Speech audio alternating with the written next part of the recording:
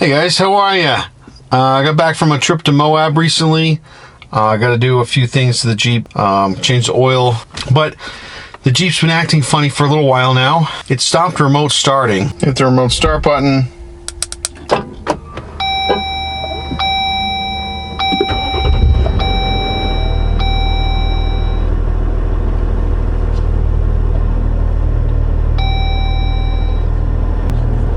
Aux switch is temporarily unavailable, battery charging, it says. In the mornings, it wouldn't even crank. You'd just hear the starter go, and it wouldn't start. All the research I did points to the auxiliary battery. This little guy, it's like the size of a motorcycle battery. It sits under the main battery, apparently, under the fuse box, and you got to get to it through either by taking the fuse panel out from under the main battery or by going in through the passenger wheel well. So I think that's the way I'm going to go about it, because I don't want to take the fuse box out. So I also read that those batteries only last a couple years. This has got 36,848 miles on it.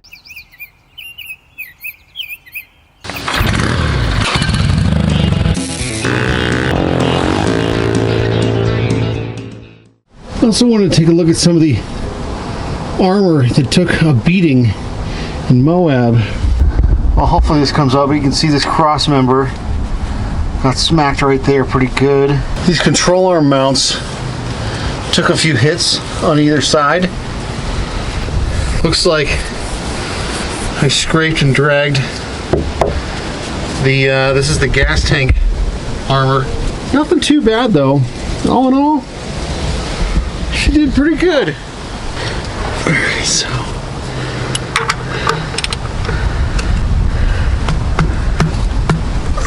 okay.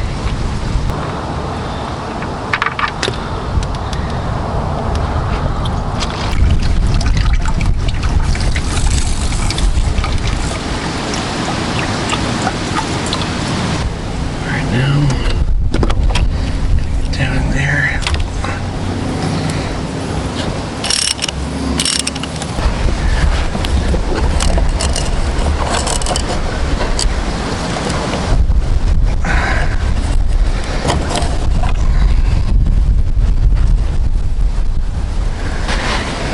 Now where that oil filter goes, it's completely filled with oil. And you don't want it to spill everywhere, so I'm going to stick a pig mat in there and soak as much of it up as I can.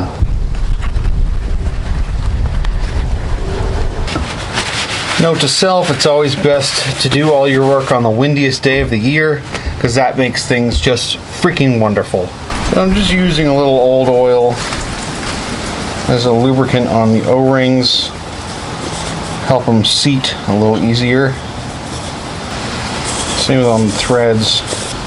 And you gotta finagle it past this brake booster vacuum tube.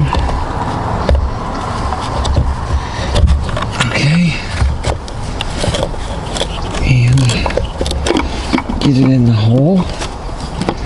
Okay. Let's see if we can get this party started.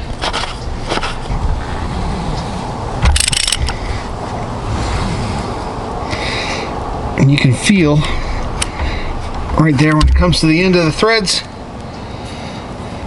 you want to be extra careful with these plastic cartridge oil filters not to cross thread them, because those threads will screw up pretty easy.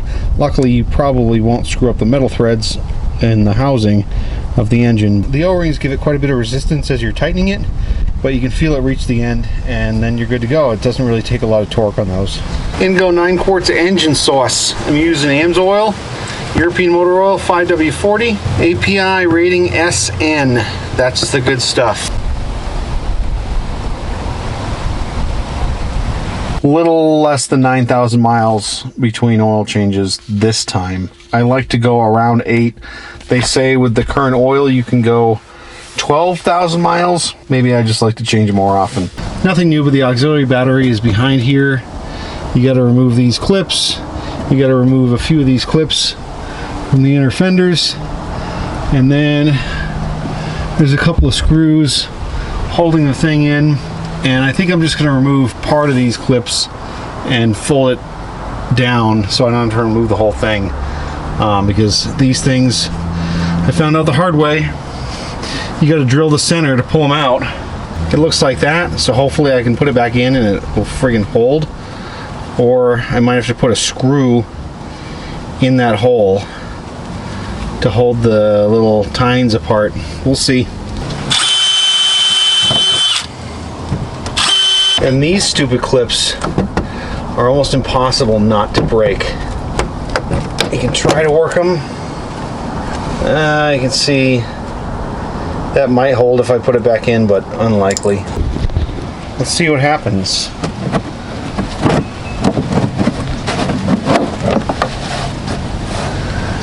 Here's my aux battery, I guess, right there. 3 nuts holding it in. Should be relatively easy.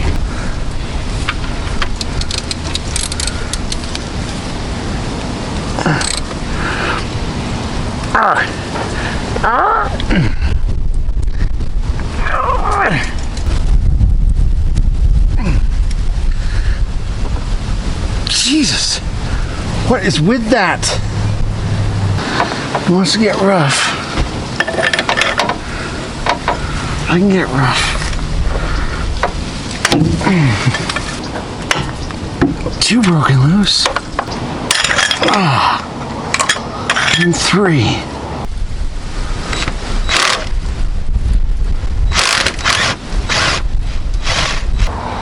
All right, update.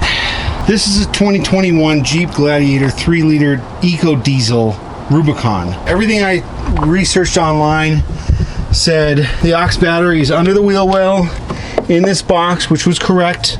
There's 3 nuts. I was correct in the fact that there were 3 nuts. One was for the main battery hold down. The other was for this cover panel that sits there like that. I figured they were just stubborn, or I was just weak, but no, they were welded on nuts that I broke off. So that sucks. So now I got no nuts. I'm not exactly sure what I'm going to do yet, but I got the aux battery out. Now I just got to put the new one in. So I'll keep you updated. All right, another headache. You got to get these studs out and transfer them to the new battery, but they take an E-Torx, inverted Torx bit. I don't have those, so this is a 4mm. Yeah, that's gonna work. So I can transfer them with a 4mm. All right, new aux battery is installed. This silly little cover doesn't seem like it wants to go on. You just gotta smack it and it'll go on there. I was able to put these 2 bolts in, get the nuts started on the bottom side, and then use my impact gun whilst holding a wrench to get these 2 fairly tight. So the aux battery is in. Now I just have to do the same with the hold down.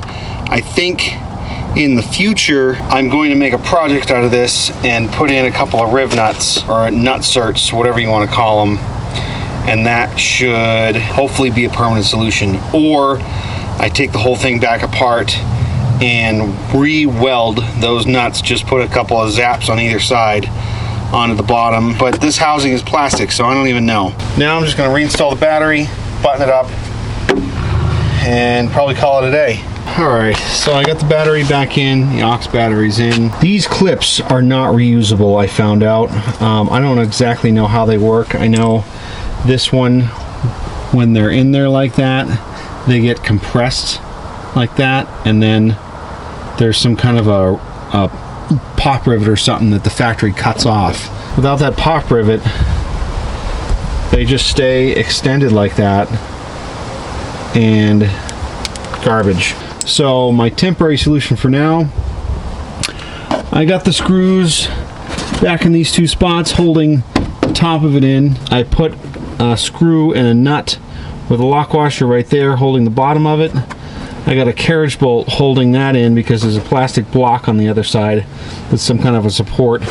And then I'm gonna have to go over to Jeep and get these clips to reattach this thing. So that sucks. I think the solution is new fenders, tube fenders. That's the way to go. These things are friggin' stupid. That's the story of my life. Gonna put the wheel back on, take it for a test drive.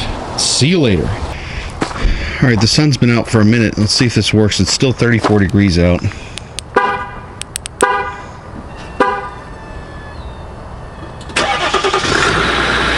Yay. Now stay on. I'll come back to you when you're warm.